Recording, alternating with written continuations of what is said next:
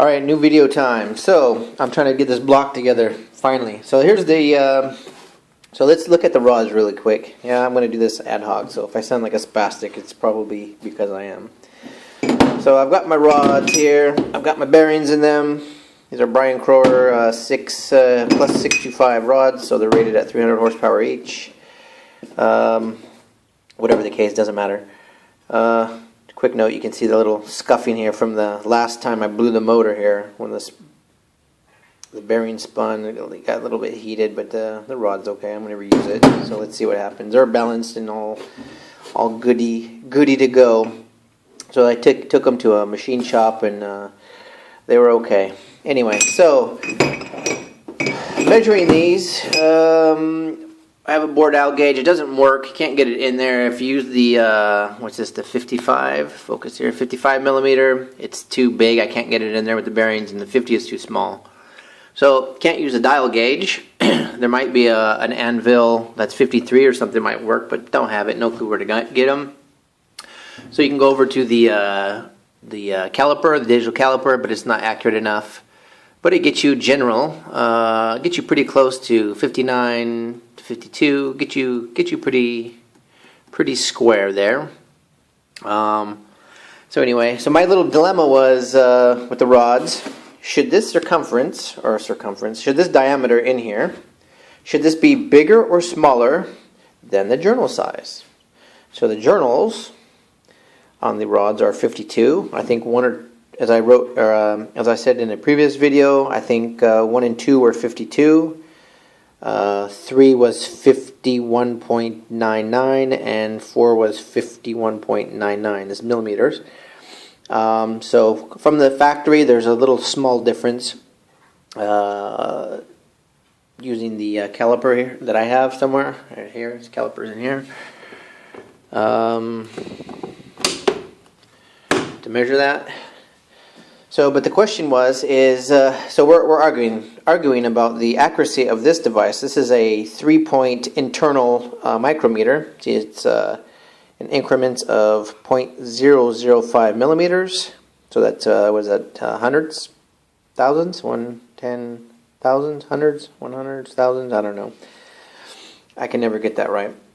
And it's hard to read, and we don't have a calibrator like you get your block here. You get your 55 millimeter block for your dial bore gauge, so you can test it with your micrometer. I have what's this? This is a 50 millimeter, so you can test it and make sure it's accurate, or just to get a kind of a sight zero. Well, this one didn't come with a ring to test. This is the 50 to 60 millimeter diameter, and we ordered it actually and don't have it yet. So, when you're trying to read this thing, you can't tell if it's, in this case, if it's 51.5 when you get to the big numbers, or 52. And if it's, when I stick it in here, I can just kind of show you how it works. Oops, without breaking anything. So you can see it's got the 3-point. I use the 1 point, I go onto the top of the cap. Here, and you can kind of just spin it here. One hand's not going to work very well, but it will get tight. I'll probably go another way. No? Here, let me just do it quickly for presentation's sake here. Okay, it's touching. Now the guides, or the pieces that touch, are actually quite perfect in the middle of the bearing, so you can just lay it down on the table, and then you can torque it up here. And where's the 0? 0, 0. Here. It's pretty dang hard to tell if that's 51 or 2. I can crank it up a little bit more.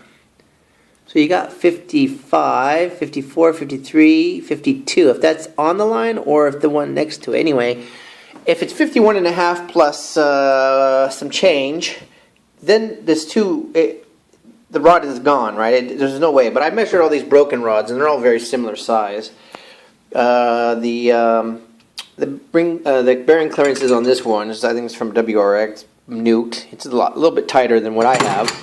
It's probably around 18, which is I'm measuring right now. If I'm reading it correctly, so these are my measurements here over the size. So 52.065, So it's 0.065 millimeters. That equals 0.0025. So 25 hundred or thousandths of an inch. So you can see that the gaps are pretty big. They're a little bit big. I can put a half cap in them. So what I'm going to do is actually put my ACL freaking library here, ACL bearings. This is the half titer. So I'll use a half of these and bring them down to 20. So they'll be about perfect. So we'll see if that actually works or if I just completely nuke my engine again. Because my buddy who owns the shop and all these good tools are his, he's arguing with me because it's a new tool, so he doesn't know this tool very well either. He's arguing that it looks like it's 51.5, and I'm saying if it's 51.5, we're screwed. And I'm pretty sure it's not, so I'm just going to go Viva Las Vegas style and write these numbers down as my blueprint. I'm going to put a half cap in and knock them down to, what's that's going to be, 20. 3 will be 20 and 1 will be 18. So the number 4, which is the one that got a little bit nuked, is down to 23. So it's tighter than the other ones, which is interesting. But I'll get it down to 18. So it should be, they'll all be within what I want, which is between 18 and 20 for the spec for the rods. Could probably go a little bit bigger. Could just leave them at what they are now. But I think that's why the bearings spun last time. So anyway, so I'll do the next video. I'll show you what I'm going to do. I'm going to get this one done, and then I'll show you the tools for the block. I'm going to do it block one more time.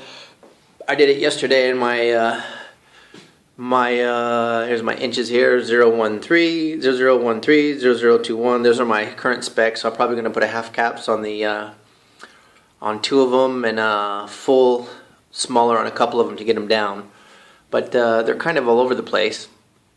So I was thinking of sanding or doing something, but I don't think that's very smart. I'll just do a longer engine brake and we'll see. So okay, I'll do another video here for the mains and the tools what I'm using. So that's it with the rod. So we'll see if this works, and we'll try to get the engine together today.